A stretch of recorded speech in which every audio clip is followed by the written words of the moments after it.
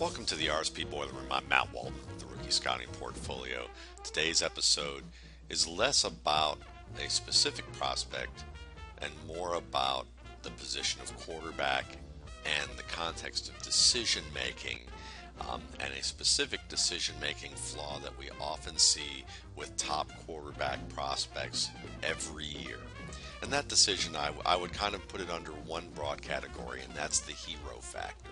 Always trying to make a big play when oftentimes it's just as important to learn when to cut your losses and just make the smaller plays that matter. And I think that people look at it in that context and say, it's about not being a hero. But I'm going to look at this more from a leadership perspective and talk about it as if the quarterback is the figurehead of your organization, the CEO, the director, however you want to look at it in corporate speak. The quarterback is a manager, and people don't like to hear that he is going to manage the offense. It always makes it sound like that he's not a good player, but really the great players know how to manage, and part of management and good management is being able to delegate and give your players a chance to do their job rather than doing that job for them. And I think that when you look at the context of a quarterback trying to make a huge play with his arm and do most of the hard work, that whole trying to be a hero or trying to do everything yourself mentality is very common in new leaders, new managers. I've certainly trained my share of managers, and I've certainly had my experience as a manager, and in those early experiences, I know that I've tried to do things myself where I could have delegated it to someone who could do it just as well, if not better. And part of that is, getting first downs is the task. And here we are in a 2nd and 14 early in this game. Ole Miss is up 7-0, 13-18 in the game in the first quarter here. And we're going to watch Lynch from this 2-by-2 formation with shotgun against a nickel. And you're going to see him drop back, take a couple of steps to set up, and he's looking to the middle of the field here to a slot man, maybe to the outside here. Doesn't see anything that he likes. Now we can't see without the all-22 whether or not he's missing something on this side in terms of the coverage, but from what we can tell, from what we see, it looks like that is pretty well covered, and he realizes that. Now we're going to see the defensive tackle start to get some penetration inside and upfield, and Lynch does a good job of feeling that and climbing the pocket. And I love how he gets his eyes downfield, and you can see that he's not trying to work to the line of scrimmage and become a runner, but he's done enough with this flush to the left to draw this defender at the left hash upfield. And at this point, he's got an open man near the numbers of the 38 of Ole Miss, and he also has a wide receiver who is being bracketed outside inside by the cornerback and safety near the 32. And I like that in the idea that Lynch is looking to the big play. I like that he's looking at it in that standpoint.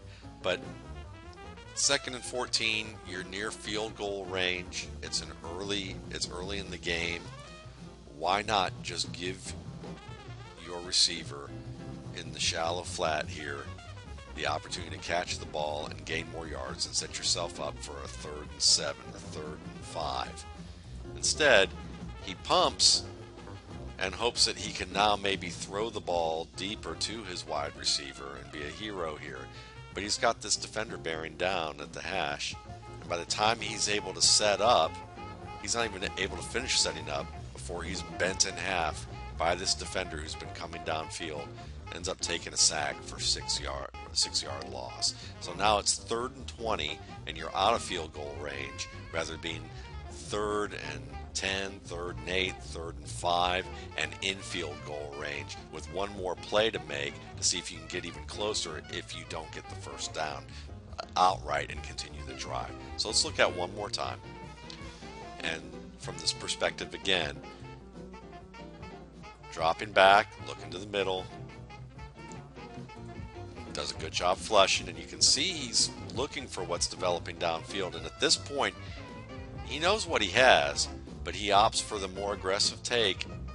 And you know that he should see the slot man. And I think this really comes down to Lynch just deciding that he thinks he can do it all, and he's got confidence in his arm and his size to be able to make the throw with the defender hanging off him and lead the receiver downfield for a touchdown.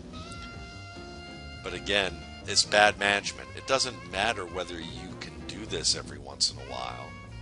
The game isn't on the line for you to have to do this.